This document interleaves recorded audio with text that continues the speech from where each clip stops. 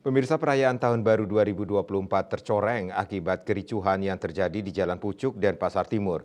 Pemicunya terjadi akibat keributan antar penghuni kos yang berasal dari NTT.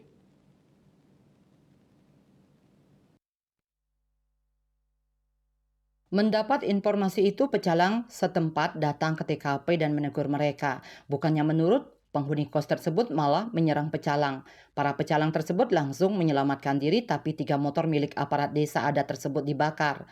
Kronologisnya, lanjut Kombes Johnson di rumah kos tersebut ditempati oleh puluhan warga NTT, tapi kabupatennya berbeda. Pada Minggu 31 Desember 2023 pukul 17 WITA, sekitar 25 orang datang di TKP untuk merayakan malam tahun baru dengan bakar ikan sambil minum-minum bir.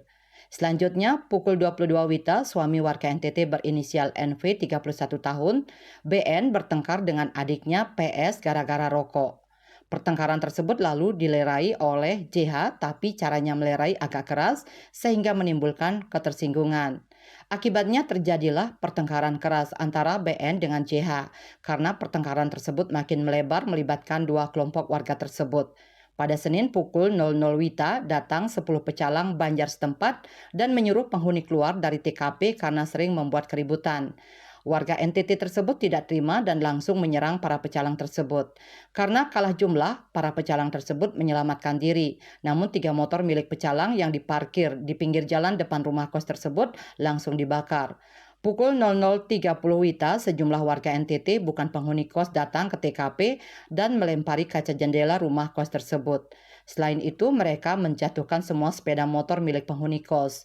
Setelah itu mereka langsung pergi, tapi polisi bergerak cepat dan berhasil menangkap beberapa pelaku. Terkait kejadian ini, pihak kepolisian langsung melakukan penanganan awal dengan mengerahkan 110 orang ke TKP, rinciannya 55 personel Dalmas Polda Bali, 36 anggota Brimobda Bali, dan 19 personel Samapta Polresta Denpasar. Kertanegara Bali Pos melaporkan.